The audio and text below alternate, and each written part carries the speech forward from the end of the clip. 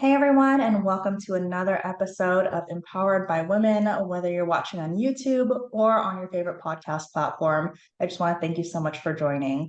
I'm Crystal Drigurup, the founder of Empowered by Women, which is an extension of Book of Bijou. And I really created this platform because I just love being in this women empowerment and small business space. And I love talking to all of these incredible women and hearing and sharing all of their incredible stories. With that said, I just want to quickly announce that we did recently launch our women-owned small business directory on the 1st of this month. So definitely check that out at www.empoweredbywomen. But without further ado, let's get back to why we're here today, and that's to talk to another incredible woman. Today we have Sarah Chaaban, who is a self-worth and empowerment coach, and I met her at a previous pop-up, I think it was last month.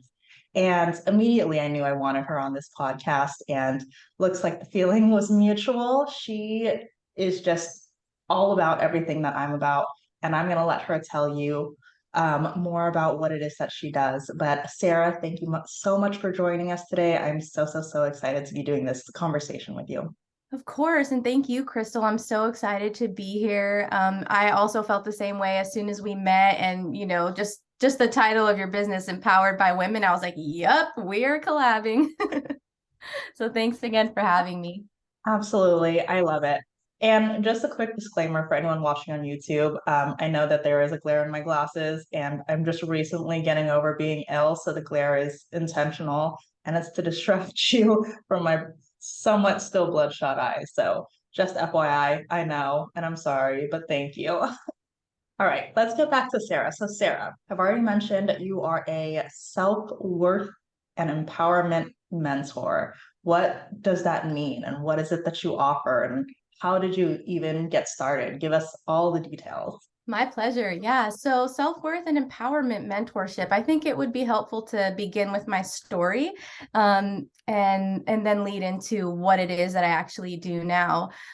So growing up, I was obviously, influenced by the media and our culture, and just was bred to kind of feel like my worth, especially as a female, was always tied to my looks and my ability to be like desirable for the male population, right? And then in addition to that, I did experience childhood trauma, as I also believe most people do. And for me, it was specifically constantly being criticized for being sensitive or unladylike, or once I got older, it was for being childish or, too open and things like that. And so it was pretty confusing for me growing up, and I was definitely disempowered, and I didn't feel very worthy, but I wasn't conscious of that. And it wasn't until I went back to school at the age of 25, and I found myself taking classes in a social justice learning community. And that was totally on accident, but one of the greatest blessings. And that really taught me about the intentional disempowerment of our population, and specifically of women, specifically people of color, anybody marginalized, really. Our marginalization and our disempowerment is intentional. And that really opened my eyes and enabled me to see the world in such a different way. But I was still kind of operating from a place of low self-worth and disempowerment, regardless of the education that was happening in my mind. And so it wasn't until I ended up in a super toxic relationship that I found myself totally at rock bottom. And at rock bottom, I also found my worth. And that's when it really hit me. It was like, oh, wow, like I've been accepting this treatment, and there's got to be a reason for that. And it's got to be that deep down, I believe that this is what I deserve. Right. And then that opened the door to seeing how that was the case with so many other things in my life. Right. Like the job that I wasn't happy with. Right. Certain friendships or certain habits that I wasn't necessarily happy with, but couldn't understand why I was still doing them. And it was because those things aligned with the self-worth that I was not conscious of. So once I became aware of that, I devoted my life really to my own self-worth, and that led to my empowerment. And so that's how self-worth and empowerment mentorship really came to be. While I was discovering myself in this way, I was in my master's program. I'm working on my master's in philosophy. And I found myself really leaning towards philosophies that could actually help people, therapeutic philosophy, philosophy as a way of life, ethics. And so when I began teaching philosophy at the college level, that was really my focus. It was like, yeah, sure, I'm teaching you these philosophers that everybody's used to teaching, but the way that I was teaching it and my intention was really just to help people, to help them grow, to help them learn about themselves, and ultimately to become empowered. But teaching at a university, I quickly realized that most students weren't there for that, right? And so it kind of became disheartening pouring my heart into these students, and to, look out and most of them are just like on their phone under their desk or something, right? So that's when I just really decided, I was like, okay, I think that I have to start my own business and really follow my heart and do what my experience and my philosophical education and my intuition were telling me to do. So that's how self-worth and empowerment mentorship through Soul Liberation Arts was born.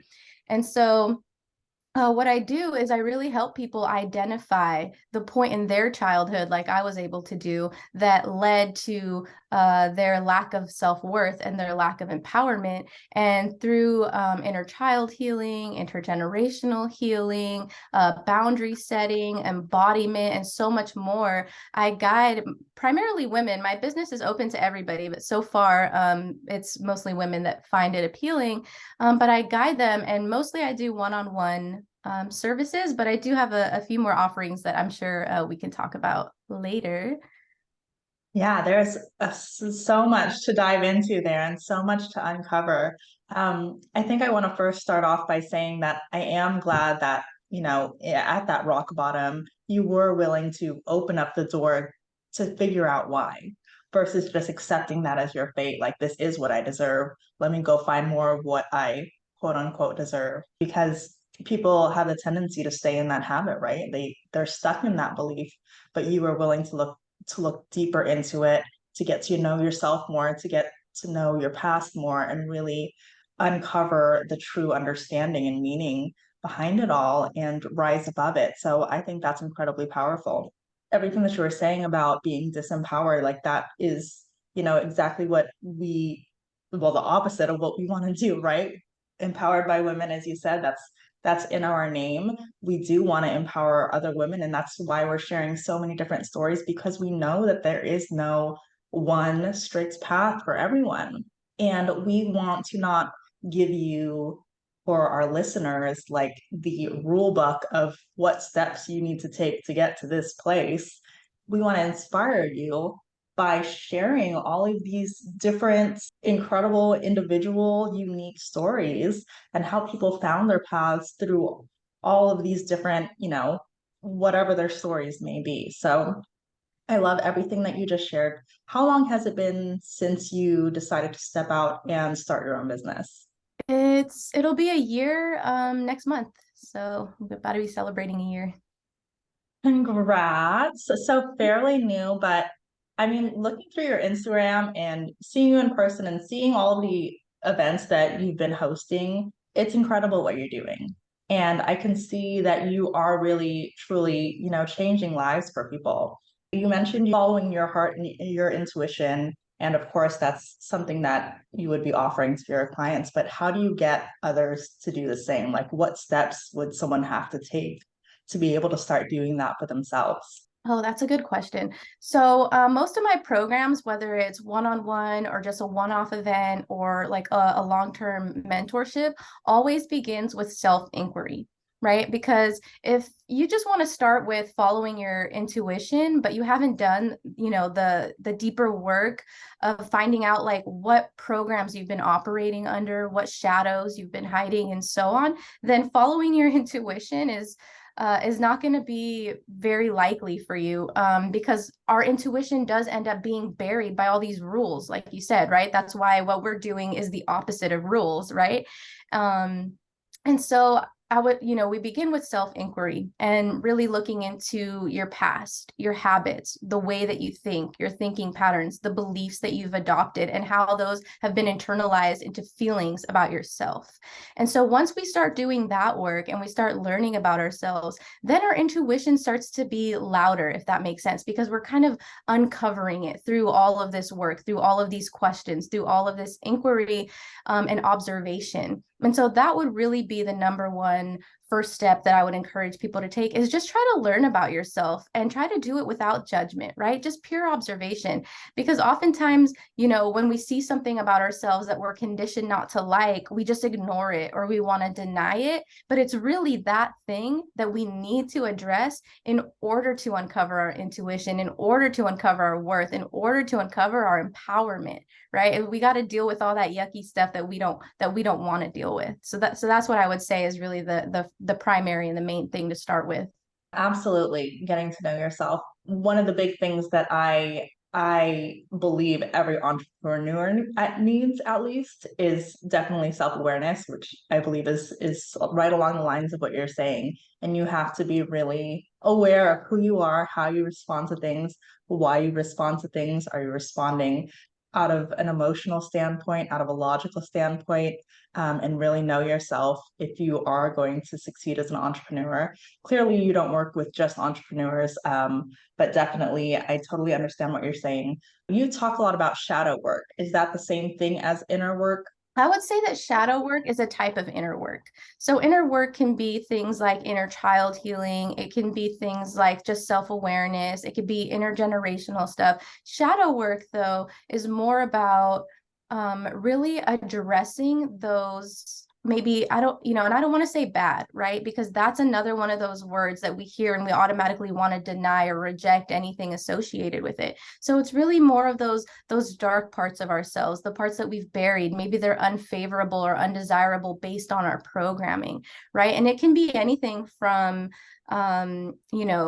anger or resentment or hatred or insecurity, like really all these things that we hide in the shadows, right? That we don't want to deal with. So shadow work is really just having the confidence to confront those parts of yourself with the intention of learning about yourself. Again, this is one of the main things I like to teach people, is your shadows have so much to teach you, and they became shadows for a reason. So really just trying to understand those parts of yourselves that you've been accustomed to not liking. That's what shadow work is really getting to know them and showing them the same compassion and empathy and love that you would show the desirable or favorable parts of yourself. Because underneath the shadows, one thing I truly believe is that underneath those shadows, there are so many gifts hiding there, right? So for example, for me, one of my shadows growing up was my sensitivity. It was something that I was always trying to hide because I was critiqued for it for so long. And so once I started to embrace my sensitivity and get to know it, that's when I realized, like, oh wow, this is my superpower, and I've been rejecting my superpower all along, because my sensitivity is directly tied to my intuition, and it helps me understand myself. It gives me clarity on what feels good to me and what doesn't feel good to me. So it's like growing up, I was told, oh, you're too sensitive. But it was really that, no, I'm just sensitive. It's just like any other sensation, right? Sight, smell, hearing, like that's a sense. And being able to sense other things going on energetically is actually a skill. But because, people aren't used to it, or it ends up leading to people feeling called out or whatever, people will shun that. And so that was really the highlight of my shadow work, was coming to terms with my sensitivity and just really trying to get to know myself. And why am I sensitive? What triggers my sensitivity? What is the message that's being sent here to me? And that became a gift in itself. As we were talking, it reminded me a lot of a past interview with Kirsten Hong of Hello Nutritarian. She had a past with binge eating, and there was a point in time in her journey where she came to the realization that it wasn't about cutting out that part of her and getting rid of her completely. It was about accepting her as part of who she is, which is completely true, and loving her whole self and her whole part of her journey and bringing that forward with her, because she recognized that need for that girl stay with her.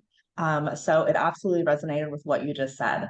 What are some actionable tips that you have for someone wanting to start doing that inner work and that shadow work for themselves, even just at home? Like, of course, they can go to therapy, they can work on these one-on-one sessions with you, but what can they do just on their own time?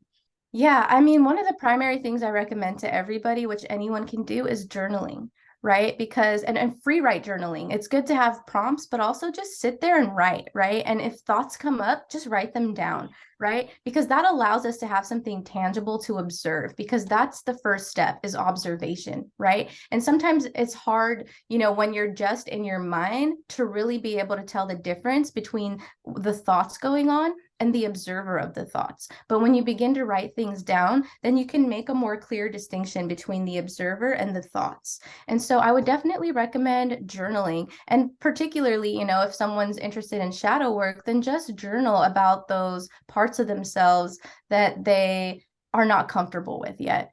And just why am I not comfortable with this? When did I learn to not be comfortable with this? What would happen if I was comfortable with this? So just asking yourself those questions and being open to whatever comes up. I would say if someone's just interested in doing this at home, just asking themselves those hard questions and being empathetic, being open to whatever the answer is would be the best way to start shadow work at home. Absolutely. And just, the process of just writing it out, it's amazing the things that come up. It's like just exposing it to the air around the journal is exposing so much light to whatever the shadow is, right? So I definitely agree with journaling. I definitely suggest it, and back that up 100%. So I want to turn the conversation more towards your social media. On social media, you present yourself in such a raw and vulnerable way, which I know is something very hard to do. You seem like you're very comfortable with it now, but is it something that you're still just, oh yeah, I could do this all day, any day, it's no problem? Or are there times you're still uncomfortable? And how long did it take you to get to that point where you're like, I'm just gonna lay it all out there? Yeah, I definitely still get uncomfortable very frequently. So that's another thing that I like to emphasize for people is that doing this work and this healing and self-worth and empowerment, it doesn't mean your problems are going to go away. It just means that your attitude towards your problems is going to be healthier and more empowered, right? So for me, it was really hard even just to get on camera at all, to be honest, because I grew up very insecure and, comparing myself to the beauty standards and feeling that I wasn't beautiful, right? And for women, our worth socially is tied to our appearance. And so it was really hard for me to get on camera. Before, until I started doing this work. And then eventually, like, I just, like I say, I'm a philosophy student, and a lot of the therapeutic philosophies were about letting go, right? Letting go of limitations, letting go of attachments and such. And so I realized that I really need to show up as myself if I'm going to show up. Like, it doesn't make sense for me to put on this whole facade of someone that, I'm inspired by or something that I think other people will like. I really got to show up as myself. And sometimes that is really hard. But, I would say the thing that really made it more comfortable for me was just loving myself, and really just being okay with whatever happens, and just realizing that, like, this isn't the end of the world. Like, I used to have a lot of anxiety and be like, oh my God, what if I post this and like it doesn't get any love, or even worse, like it gets hate, right? And now I'm just at the point where it's like, oh, okay, what I was missing was that I was doing it for others, when now I'm just doing it for me. I'm just posting things because I want to. I'm not looking at the trending audios. It's like, no, I like this song, so I'm going to make something to this song. And sometimes it's really funny. I was talking to my mom about this the other day. Like, sometimes I show up just like in my sweats without my makeup on, without hair done, and I'm like, wow, from an outside perspective, someone might see that and be like, oh wow, she's really lazy, right? But for me, it actually took so much work to be comfortable showing up that way. So it's like, and that's one of the things that made it easier, is like, wow, without the context, people are going to be able to assume and think whatever they want. So I'm just going to remind myself that other people's opinions are none of my business.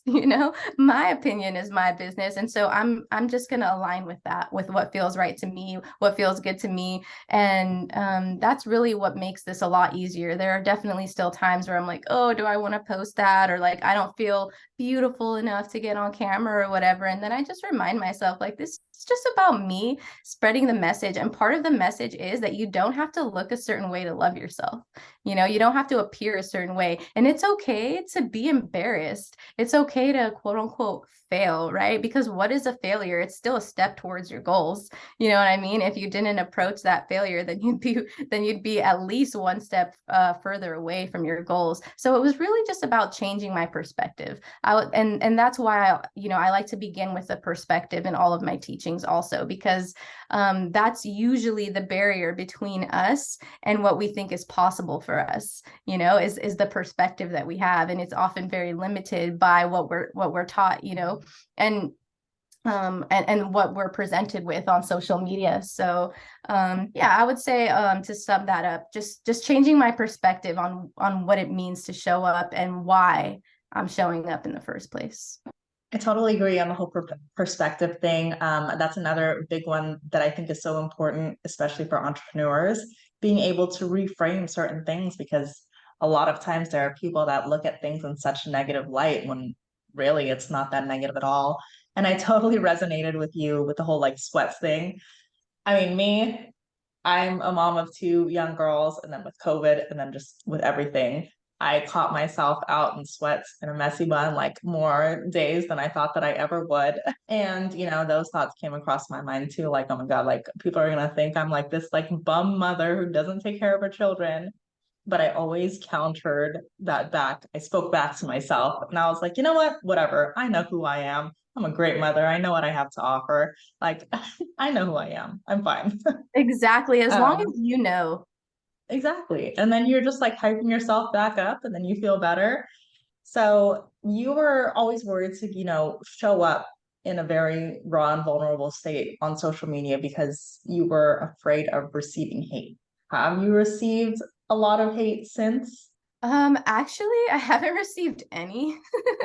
So and that goes to show, right, that oftentimes like those fears in our mind are unwarranted, and they end up stopping us more so than the actual thing that we're worried about. It's been a year. I really haven't, I thought that people were gonna make fun of me or like whatever, and it's just gotten to the point where I have truly gotten to the point where I don't care what people think about me. I don't at all. And that really was an evolution of growing up and constantly being told like, oh, don't do that, people are going to judge you for that, right? Don't do that, that's shameful, or that's not ladylike, or whatever. And just realizing that like none of this like it doesn't make me feel me, it doesn't make me feel whole, it doesn't make me feel free, right? And so when I just started to liberate myself, and that's why my business is soul liberation arts, right? It's just because the soul can't be bogged down by these rules, these limitations. It's got to be free. And so for me, just freeing my soul is, one of the things I like to tell people is like when we're watching like a sitcom or something funny and something happens to one of the characters and we're laughing at it, right? I feel like we should have that same attitude to ourselves, like if something happens to you that you would laugh at someone else going through, then just laugh at yourself, you know what I mean? Because it's not any less funny just because it's you. And so that's kind of just how I approach things. Like when I do something embarrassing, I'm the first one to laugh because it's like, yeah, that's funny, you know what I mean? And just really, just taming the ego and just living life, right? Like when a kid does something embarrassing, they're over it in 5 seconds, you know what I mean? Because it's not the end of the world. It's usually just that incessant chatter that makes you think like, oh no, I just did something embarrassing, or oh no, look at my hair in that video, or whatever. And it's just like life goes on, you know?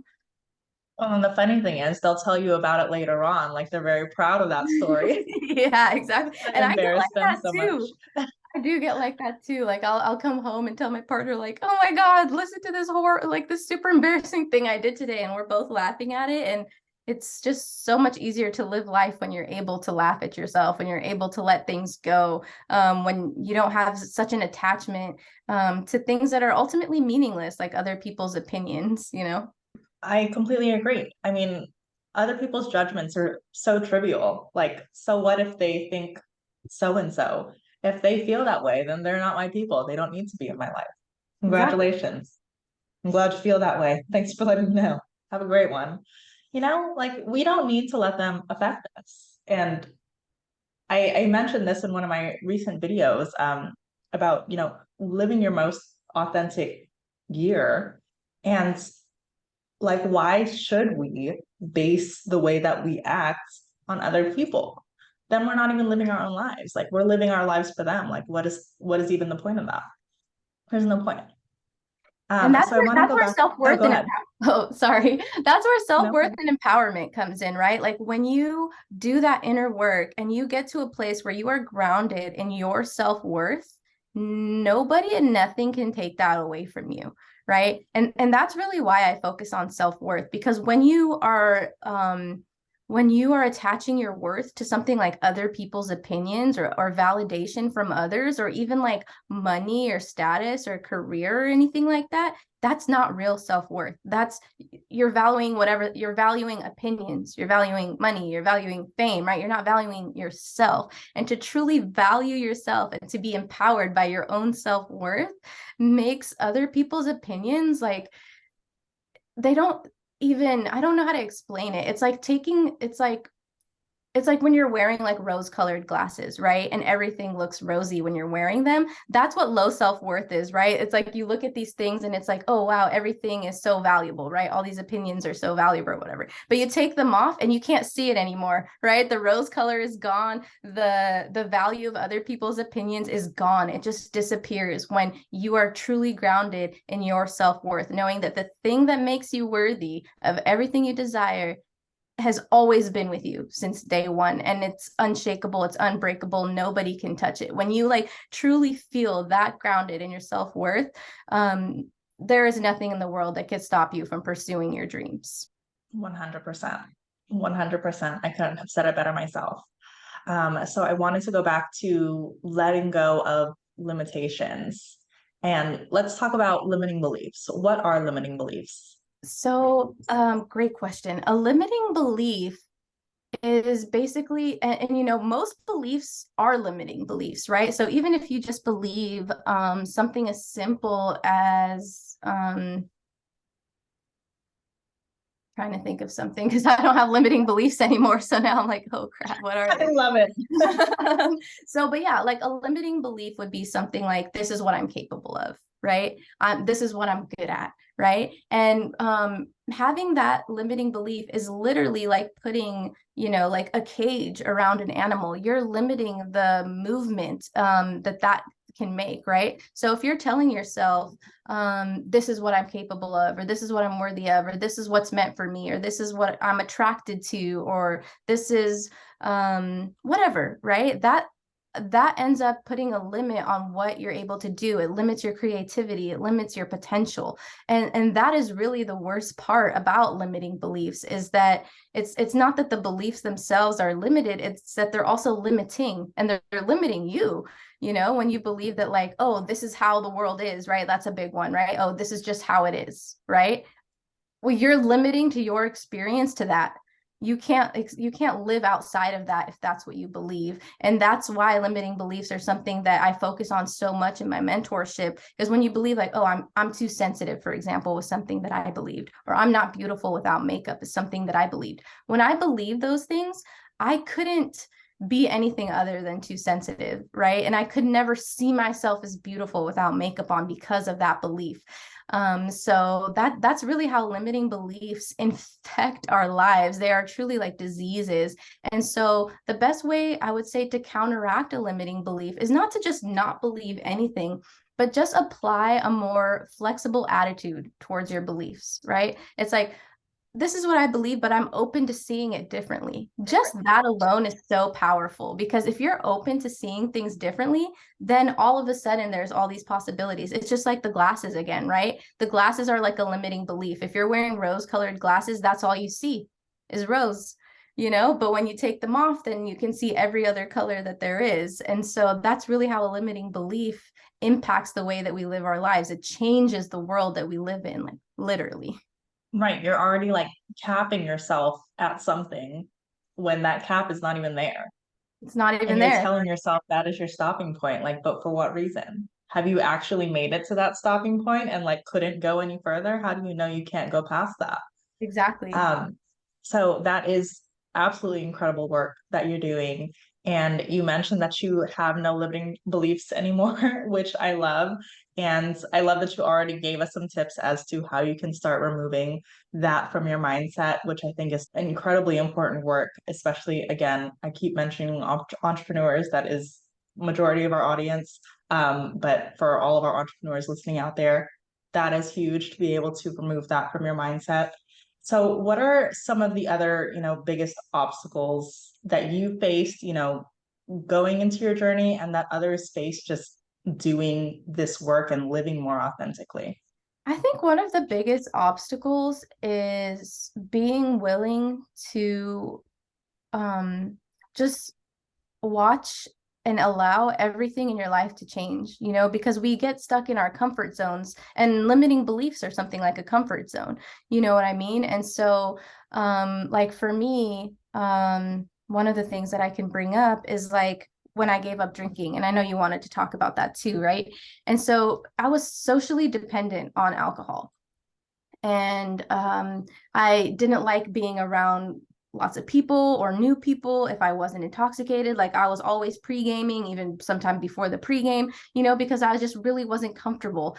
And so when I decided to give up alcohol, I was definitely like, oh my God, like, am I not going to be able to hang out with my friends anymore? Am I not going to be able to go to these events anymore? Like everything's going to change. So initially I kept going to the events, even though I wasn't drinking. And that is my biggest suggestion for anyone trying to give up drinking. Just go out sober just a couple times. Just watch people, you know, just watch people. That's all it took for me. It was that 2 or 3 times. And I was like, okay. But yeah, so once I finally came to terms with the fact that like, okay, this is no longer in my life, my entire life changed. Like I was at the club 3, 4 times a week, and now I haven't been to the club in 3, 4 years, you know? And so it's just really being willing, I think, to watch your whole life change. One of the things that I think people are the most afraid of, and I was certainly the most afraid of, is actually our potential. It's our potential to grow, and it's our, you know, potential to make our dreams a reality. We're scared of that because then there's like, you know, what if I fail, or what if it turns out I don't actually deserve it, or whatever those thoughts are. And it's really just being, I think the biggest obstacle is being willing to confront those fears, whether it's setting a boundary with someone that you're not used to setting a boundary with, giving up a substance or a habit that you know is limiting you, changing the way you think. I think the biggest obstacle when it comes to all of that is just the fear associated with it. And the solution, I would say, is just to get comfortable with fear. It's part of life, you know what I mean? It's not, I'm never saying that like, you know, that you can heal yourself from ever being afraid or ever feeling down or insecure or anything like that. It's just changing your attitude, right? When I experience fear, that sends a message to me that like, oh, there's some potential on the other side of that. So I'm just going to confront it just so I can get to the other side. I am absolutely the same way. Like if I'm scared, like, okay, this could this could be something big, right? But yeah, change is uncomfortable, but the biggest growth lies in that discomfort. Love everything that you just said. I can't believe how fast this time has flown. I know. I feel like I could have expanded this to like 5 hours and kept talking to you. But all right, we need to wrap it up, Sarah. So tell all of us, all of our audience, all of our listeners, watchers, where they can find you. Oh yeah, please find me. So on Instagram, I'm at Soul Liberation Arts, and there's underscore after soul and liberation. And really right now I'm only using Instagram. You can, you know, go to the link in bio, and I have like a Patreon there. You can set up appointments with me there. And you can also just email me if, you know, if anybody wants to email me and just chat or find out about my services, soulliberationarts@gmail.com. Perfect. And as always, I will have that linked in the show notes. Again, thank you so much, Sarah. This was incredible. Clearly, she's packed full of information. She's done the work and she will help you do the work. So definitely reach out to her if you're interested. It's very valuable work that you need to do in your own life, regardless of if it's with her or on your own time, you need to do it. So definitely find her on Instagram. And if you're watching, on YouTube or on your favorite podcast platform, I just want to thank you again so much for tuning in. And thank you again, Sarah. This has been so great. Thank you so much for having me, Crystal. I look forward to future conversations and collabing again and hopefully meeting some of your followers.